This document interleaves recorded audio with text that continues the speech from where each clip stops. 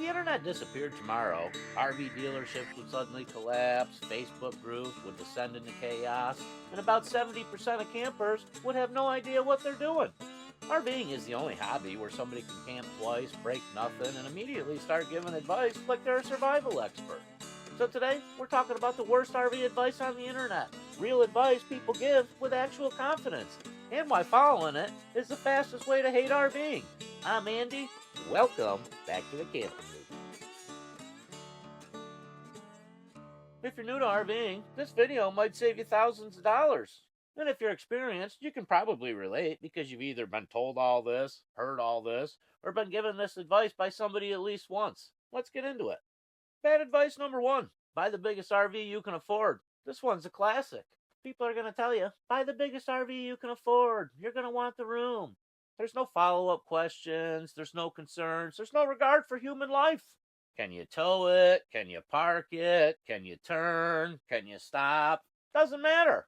According to the internet, if you're not towing a small apartment complex, well, then you're doing it wrong. Here's what they don't tell you. Bigger RVs equal fewer sites, less stress, and fuel stations that suddenly look terrifying. Nothing bonds a family faster than the silence while backing up a 42-foot fifth wheel in a campsite that was built in 1953. Bad advice number two: you'll save so much money owning an RV. This might be the most delusional advice on the planet. People will tell you, oh, you'll save so much money RVing instead of traveling. Oh, really? Compared to what? Flying first class to Europe every weekend? RVs are expensive, campgrounds are expensive, fuel is expensive, repairs are expensive. Somehow every single repair on an RV is going to cost you $300 or $400. Now, sure, there's obviously ways you could do it cheaper, but it can also cost you the same as a mild gambling addiction. Nobody buys an RV to save money. They buy an RV to spend it outside. Bad advice number three: your SUV can probably tow it. This advice comes from somebody who tows twice a year on flat ground in perfect weather without any passengers. Yeah, your SUV can tow 7,000 pounds. Cool. Now add water, propane, firewood, camping supplies, coolers, chairs, bikes, kids, and the dog. You're going to be struggling to go uphill 37 miles an hour, and your engine's going to sound like it's being chased. Just because your SUV can tow 7,000 pounds doesn't mean it should. Bad advice number four: never buy a used rig.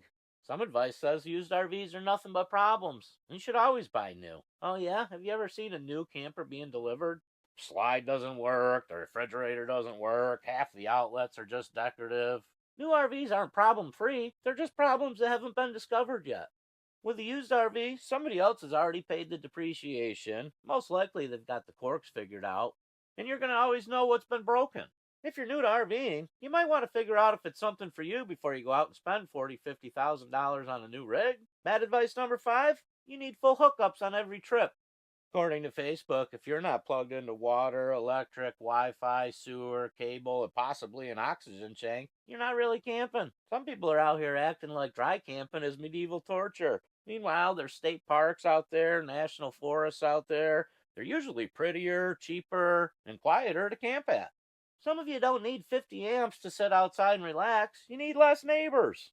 Bad advice number six: you're going to use it every weekend. Now, this bad advice usually comes when somebody overbuys. You'll use it all the time. You'll basically live in it. The kids are going to love it. No, you won't, and neither will they. Life shows up immediately. Work, weather, school, soccer, random obligations invented by society. Buy an RV assuming you're going to miss some trips. It's going to sit sometime, and that's okay. Nothing kills camping faster than a payment with resentment. Bad advice number seven: just finance it. RVs hold their value. This advice should come with a warning label. Don't worry about the price. RVs are an investment. They basically hold their value. No, what they are is a rolling loaf of bread that'll be ruined by water just as quick as that. The second you sign that paperwork, your RV loses more value than your brand new iPhone you just dropped without a case. Somehow people that are financing these will tell you to do the same with a straight face. Meanwhile, they fully know they owe more on theirs than it's worth. They realize they're trapped for 15 years, and they're pretending the depression isn't real. RVs don't appreciate. They age, they leak, and they rattle. And somehow they develop a weird spell. Sometimes nobody can put their finger on. Now, financing isn't evil, but stretching your RV payments out longer than you've been saving for your kids' college tuition is where people get into trouble. And if your plan relies on resale value, it's not a plan. It's a hope and a dream. And remember, if somebody tells you that an RV holds its value, ask them why they're still making payments. Bad advice number 8. Buy all the camping gear before you even go on a camping trip. Apparently, before your first camping trip, the internet's going to tell you need 6 hoses, 4 regulators, 3 surge protectors because you're going to get struck by lightning, and backups for all your backups. Do you need some stuff? Yeah. Do you need $1,500 worth of gear before your first trip? No. Half the stuff people recommend lives in storage forever, waiting for the moment that never comes.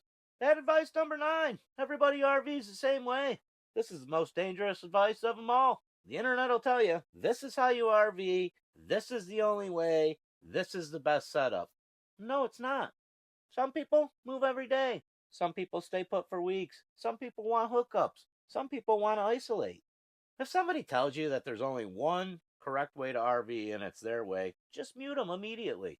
Here's the truth. Most RV advice isn't bad because people are trying to be mean. It's bad because they assume their way is the only way. Well, there's different budgets, different stress levels, different priorities. So if you're new, question everything, especially advice that starts with trust me. Listen, if you gotten worse advice than this, put it down in the comments section, because I guarantee you somebody's already typing away. And if you liked the video, do me a favor, go ahead and hit that button for me. As always, we appreciate you watching. We'll catch you in the next one.